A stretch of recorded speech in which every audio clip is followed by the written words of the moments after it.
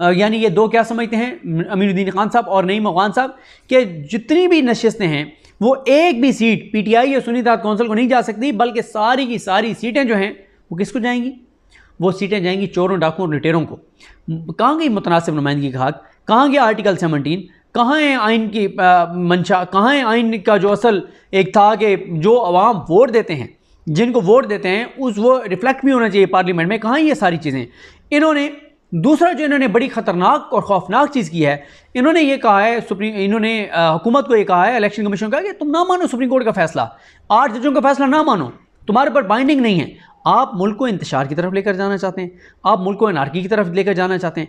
आप ये कह रहे हैं कि आइंदा जब भी सुप्रीम कोर्ट का फैसला दे तो कोई भी हुकूमत या कोई भी पार्टी, कोई भी फरीक, कोई भी इदारा कहे कि सुप्रीम कोर्ट जो है ये इसका फैसला गैर आईनी है, लिहाजा मैं नहीं मानता। मतलब इससे ज़्यादा नॉनसेंस हरकत क्या हो सकती है कि सुप्रीम कोर्ट के 8 जजेस जो बात कर रहे हैं, और उसमें फ्यूचर के 4 चीफ जस्टिस हैं, और उसमें सुप्रीम कोर्ट के लाइक 3 जजेस शामिल हैं, वो जो बात कर रहे हैं वो कहते हैं कि हुकूमत के चंद लोग बैठ के फॉर्म 47 वाले बैठ के कहें कि जी गैर आईनी फैसला हम नहीं मानते। मतलब इससे ज़्यादा क्या हो सकता है कि सुप्रीम कोर्ट के जज कह रहे हैं कि सुप्रीम कोर्ट का फैसला मत मानो। ये इससे ज़्यादा इस मुल्क में इंतशार और अनार्की की बात जो है वो क्या हो सकती है? ये बहुत खौफनाक और ये बहुत ख़तरनाक बात है, और मैं हैरान हूँ कि सुप्रीम कोर्ट के 2 जज जो है ये बात कैसे लिख सकते हैं। और फिर इस बात पर भी कि उन्होंने जनाब अपना जो तफसीली फ़ैसला है जो अब तक जारी नहीं किया, और इनको भी बड़ा वो मसला है कि जो नून लीग की नज़रसानी है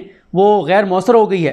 और वो वही बात जो काजी फायसा साहब ने कमेटी में की थी कि नज़रसानी दरख्वास्त सुननी चाहिए, और अगर नज़रसानी दरख्वास्त ना सुनी तो फिर ये मामला जो है वो गैर मौसर हो जाएगा।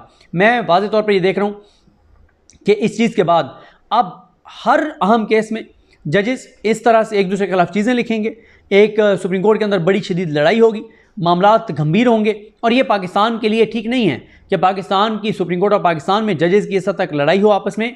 अब आप देखेंगे कल जो है वो मुस्लिम लीग नून, पीपल्स पार्टी सब जो है वो इनके फैसले पर आगे प्रेस कॉन्फ्रेंसेस करेंगे, लेकिन इनके फैसला जो है वो रद्दी की टोकरी में जाएगा।